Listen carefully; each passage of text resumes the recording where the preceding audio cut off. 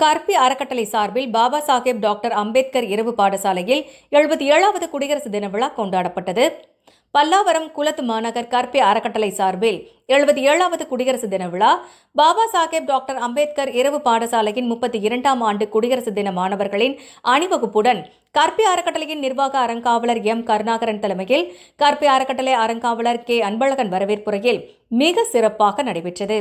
நடைபெற்ற குடியரசு தின நிகழ்ச்சியில் சிறப்பு விருந்தினராக former librarian, Madras school of social work, Chennai and co-founder voice of people, Chennai doctor V Sakthirekha அவர்கள் கலந்து கொண்டு மாணவர்களின் அணிவகுப்பை ஏற்று பின்னர் தேசிய கொடியை ஏற்றி சிறப்புரையாற்றினார். பின்னர் கர்பி அறக்கட்டளையின் சார்பில் குடியரசு தின விழாவை முன்னிட்டு மாணவர்களின் சொற்பொழிவு நிகழ்ச்சி வெகுவாக பாராட்டப்பட்டது. அதனைத் தொடர்ந்து சிறப்பாக உரையாற்றிய மாணவர்களுக்கு பரிசுப் பொருட்கள், சிறந்த மாணவ மாணவியர்களுக்கு கேஷ் அவார்டு, பதக்கங்கள் மற்றும் சான்றிதழ்கள் வழங்கப்பட்டது. பின் நாட்டின் முக்கிய தலைவர்களின் வேடமணிந்து வந்த மாணவ மாணவியர்களுக்கும் சிறப்பாக அணிவகுப்பு நடத்திய மாணவர்கள் அனைவரையும் பாராட்டி பரிசுப் பொருட்கள் வழங்கி சிறப்பிக்கப்பட்டது. நிகழ்ச்சியில் கர்பி அறக்கட்டளையின் உறுப்பினர் அசோக் குமார் நன்றி உரையாற்றினார். உடன் நிகழ்ச்சியில் கர்பி அறக்கட்டளையின் நிர்வாகிகள், பாபா சாஹேப் டாக்டர் அம்பேத்கர் இரவு பாடசாலையில் பயிலும் மாணவ மாணவிகள், பொதுமக்கள் என பலரும் கலந்து கொண்டு சிறப்பித்தனர்.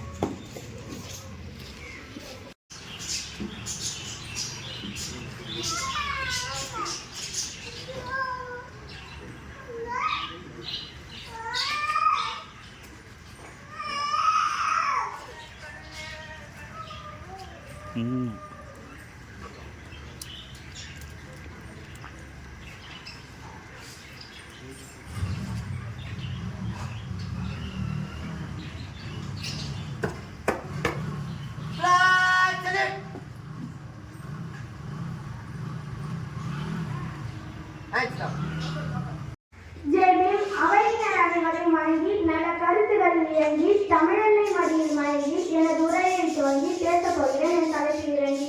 என் பெயர் கீர்த்தனா. நான் 7ஆம் வகுப்பு பயில்கிறேன். தாழ்த்தப்பட்ட இனம் என்று சொல்லப்பட்ட ஒரு சமுதாயத்தில் இருந்து வந்த ஒருவன் ஒரு நாட்டின் தலைவரை ஏமாற்ற முடியும் என்றால் இந்திய அரசியல் சட்டத்தை வகுத்து தாழ்த்தப்பட்ட மக்களின் பொருளாதார மேம்பாட்டிற்காகவும், கல்வி மேம்பாட்டிற்காகவும், தீண்டாமை கொடுமைக்காகவும் எதிர்த்து போராடி வெற்றியும் காண முடியும் என்றால் உண்மையான வணக்கம். குடியரசு நாளான இன்று அனைவருக்கும் நட்பு வணக்கம்.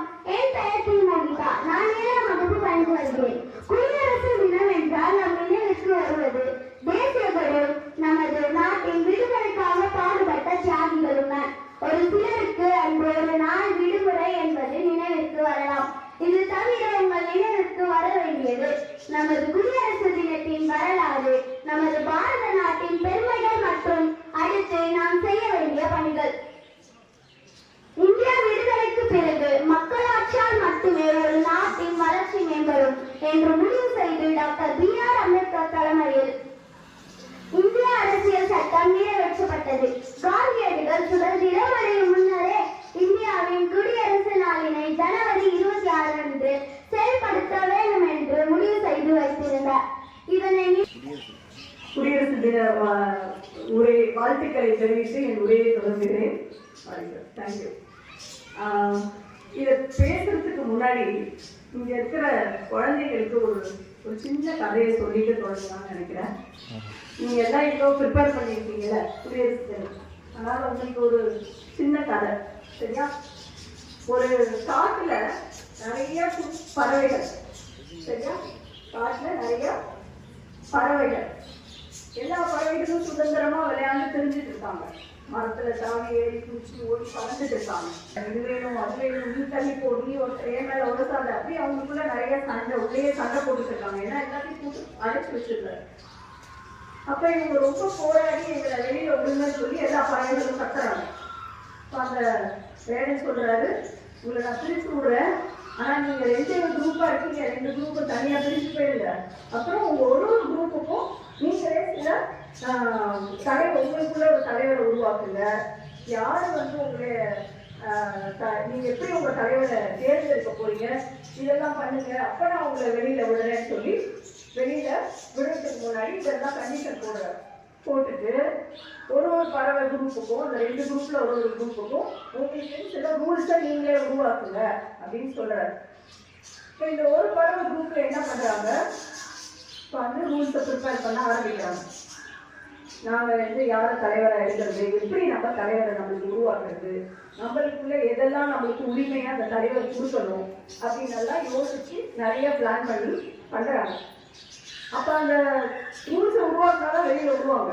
ஸோ உட்காந்து அந்த பறவைகள் ரொம்ப தீவிரமாக யோசிச்சு டிஸ்கஸ் பண்ணி நிறைய ரூல்ஸை கிரியேட் பண்ணும்போது நிறைய பறவைகள் சேர்ந்து பண்றாங்க. ஆனாலும் அதோட முக்கிய பொறுப்பு அந்த ஒரே ஒரு பறவைக்கு சேருது. ஏன்னா அந்த பறவை ரொம்ப ஒரு அதிகூர்மையான ஒரு அறிவு வளர்ச்சியோட இருக்கு. அந்த பறவைக்கு எல்லா பறவைகளும் ஒரு தனிப்பட்ட பறவைதான், அதுக்கு அவ்வளோ ஒரு அறிவு நுட்பம் இருக்கு.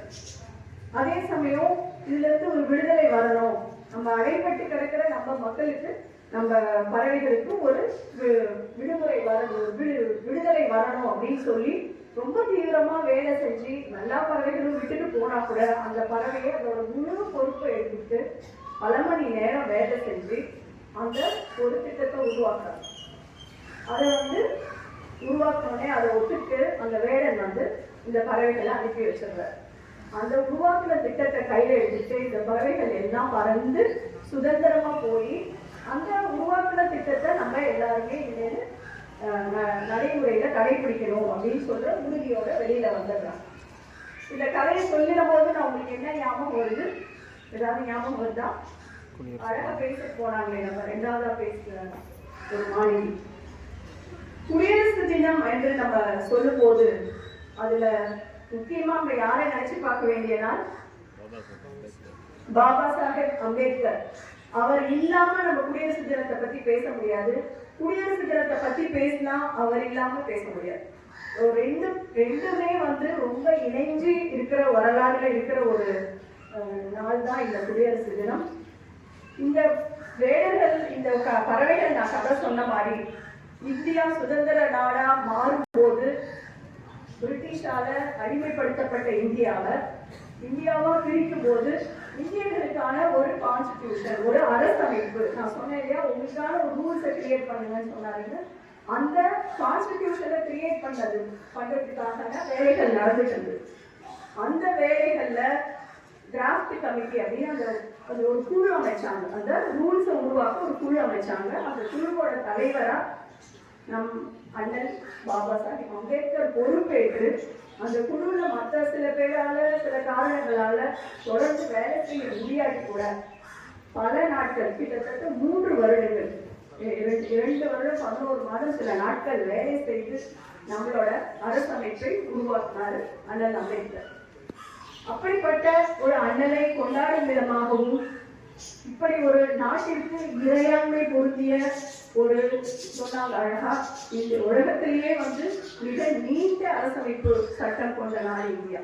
அவ்வளோ ஒரு லென்த்தியான கான்ஸ்டிடியூஷன் அதை கிரியேட் பண்ண அம்பேத்கரை போற்றி நாம் இந்த குடியரசு தினத்தை கொண்டாட வேண்டிய அவசியம் இருக்கிறது. அண்ணல் அம்பேத்கர் அவர்கள், நான் இப்போ ஒரு சின்ன புக்கு கூட சார்கிட்ட கொடுத்துருக்கேன், எப்படி ஒரு அண்ணல் அம்பேத்கரா அவர் மாறினது. அவர் குழந்தையில இருந்தே கிட்டத்தட்ட 18 மணி நேரம் படிச்சிருக்காரு. கல்லூரியிலையும் பல்கலைக்கழகத்திலையும் படிக்கும் போது 18 மணி நேரம் ஒரு நாளைக்கு படிப்பதற்காகவே டைம் ஸ்பெண்ட் பண்ணியிருக்காரு.